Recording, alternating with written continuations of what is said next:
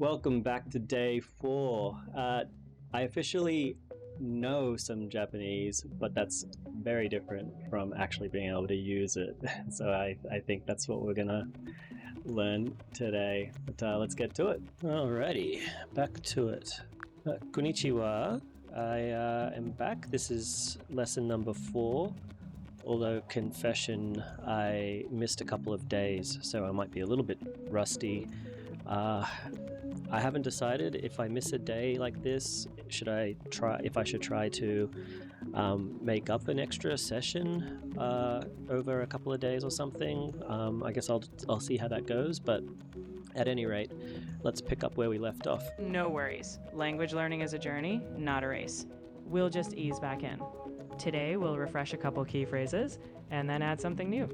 If you miss a day or two again, it's fine. We'll adjust as you go. So just to check as well, because we've learned a couple of phrases at a time, and I think the pace has been good as far as to help me actually learn it, which obviously is the most important thing.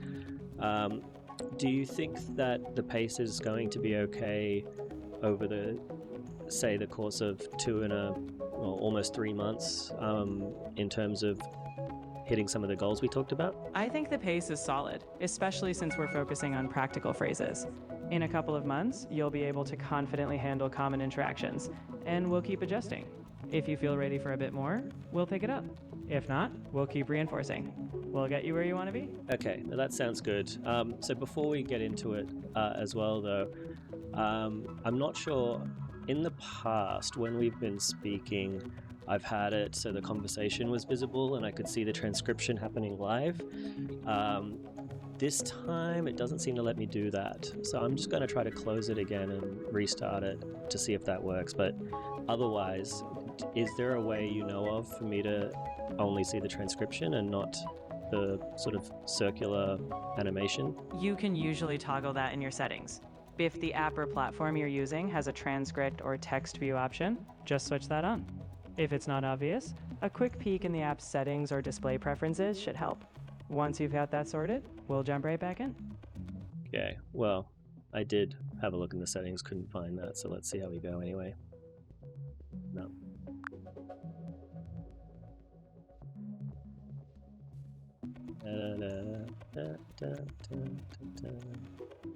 What if I tried dictating?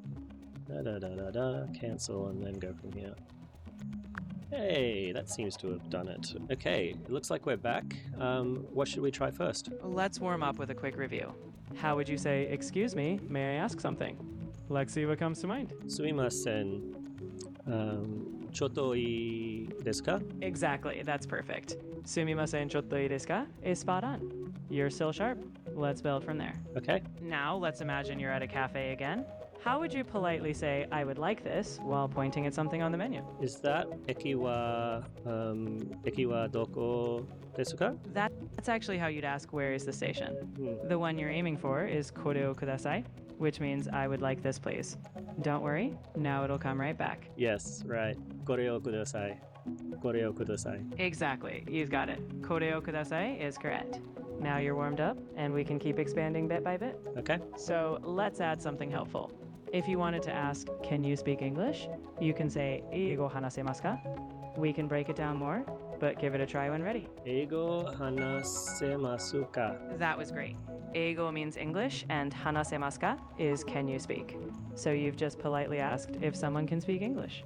Nicely done. So, does hanasemasu mean speak? And then ka means you? Close. Hanasemasu means "can speak," and the ka at the end makes it a question. So eigo hanasemasu ka literally means "Can you speak English?" The you is just implied. Okay. So the you is implied. When I was listening to you speak just now, it seems like the you at the end of hanasemasu, you sort of dropped it or it's silent. Is that right? So altogether it would be eigo hanasemasu ka? Great ear. In natural speech, the final u in hanasemasu is often very soft or barely pronounced, so it might sound like hanasemasu ka, but the full word is still there. You're right on track. Arigatou. Do itashimashite. You're welcome. You're doing really well. Happy to keep guiding you along. Okay, well that might be a good phrase to learn. Do itashimashite. It's definitely a useful one. Do itashimashite means you're welcome. So if someone thanks you with arigato, now you can respond naturally with do itashimashite. Do itashimashite. Perfect. You said that really well. With do itashimashite, you've got a handy way to wrap up any polite exchange. You're building a full conversational toolkit. Okay, what's next? Let's imagine you're leaving a store or a cafe and want to say see you later. A casual way is matane. Do you remember how that one sounds? Give it a go. Matane. That's exactly right. Matane is a warm, friendly see you later. You're keeping everything flowing naturally.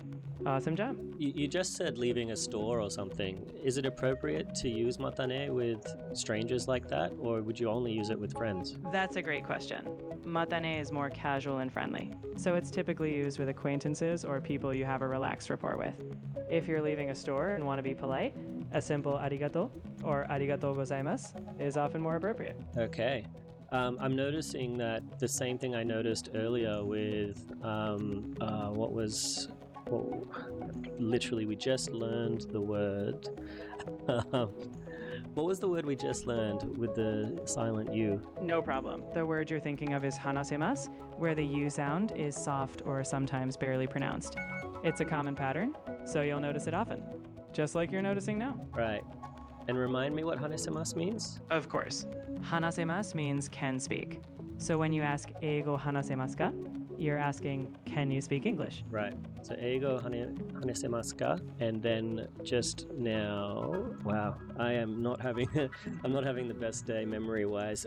So eigo hanasemasu ka is can you speak English? And then matane is to say see you later. And you also just said arigatou gozaimas, which both of those words had U's on the end that are not very clearly pronounced as well. So arigatou gozaimas, I assume, is similar to domo arigato. It's like thank you very much. You're absolutely right. Arigatou gozaimasu is a polite thank you very much. And just like domo arigato, it's expressing gratitude. You're noticing all the patterns. Those endings often soften, but you're right on track. Arigatou gozaimasu. Do itashimashite. You're doing great. Every time you practice, it gets more natural. Keep it up. Okay, what's next? Let's do a quick recap. If you wanted to ask politely, where is the station? What would you say? Give it a try. Eki wa doko desu ka? Perfect. Eki wa doko desu ka is exactly right. You've kept that well in mind. Nicely done. Domo arigatou gozaimasu. Do itashimashite. With each exchange, you're becoming more confident. Let's keep that momentum going. So, I half expected you to tell me that it's awkward to say domo arigatou gozaimasu all together, like domo and gozaimasu, or is that actually quite natural as well to say all three words? Actually, that's a great ear. Typically, you'd either say domo arigato, a friendly thanks, or arigatou gozaimasu, a polite thank you. Combining all three, domo arigatou gozaimasu, is quite formal and extra polite, but it's not awkward. It just adds extra warmth. Okay. So how many more phrases do you think would be worth doing in the next sort of 3 minutes? In the next 3 minutes, I'd say let's aim for just one more simple practical phrase. Quality over quantity. We'll reinforce it well, and that way it sticks. We'll keep it manageable and effective. Okay. All right, let's pick a useful one. How about I'm sorry or excuse me in an apologetic sense? In Japanese, that's gomen nasai. Give that one a try. Gomen nasai.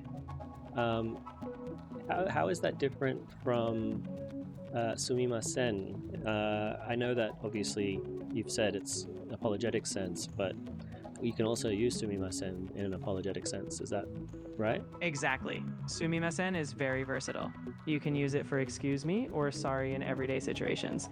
Gomen nasai is more explicitly apologizing, often for something you feel sorry for. So if you bumped into someone, sumimasen works fine. But if you truly want to say I'm sorry, gomen nasai is clearer. Understood. Gomen nasai. No worries. You've got it. With gomen nasai, you've added another polite tool. You're doing great, and you're covering all kinds of scenarios. Arigato.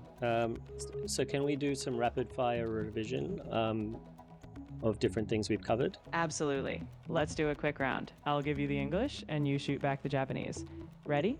First, thank you very much. Arigatou gozaimasu. Perfect. Now, how would you say, can you speak English? Eigo aremasu ka? Nicely done. You remembered eigo hanasemasu ka? Great job with these. Oh, actually, I got that wrong, but okay. 英語話せますか? 話せますか? No worries at all. You caught it yourself, and that's what counts. You're reinforcing it, and that's exactly how we'll keep making progress. Okay, great. We're at time, so ahead of the next lesson, I guess, generally speaking, how many phrases and things do you think we'll go through before introducing some of the basic grammar or even the writing that we talked about? I'd say we'll keep building practical phrases for a little longer, maybe another few sessions. Once you feel confident with basic interactions, we can introduce some key grammar structures, just enough to help you make your own simple sentences. After that, we can dip into writing, like hiragana or katakana. We'll pace it to keep things comfortable. Okay, great. And do you think we're going to be able to sort of create little dialogues soon? Absolutely. We can start simple dialogues pretty soon. As long as you're comfortable with the phrases we've covered, we can chain them into little conversations. That'll help you feel ready for real-life chats even faster. Okay. Domo arigatou, sayonara, or mata ne. Domo arigatou. If it's a casual see you later, then mata ne. If it's a proper goodbye, then sayonara. Either way, I'll look forward to next time. どういたしました? No. 出しました? No. 出しました. You got it in the end. どういたしまして. No worries about the stumble. That happens. You're doing great, and each little step is progress. Until next time. Hey, thanks so much again for watching and sticking it out to this point. Progress isn't linear. It's a good lesson. So we'll see if I keep sliding tomorrow or if get back on track. Mata ne.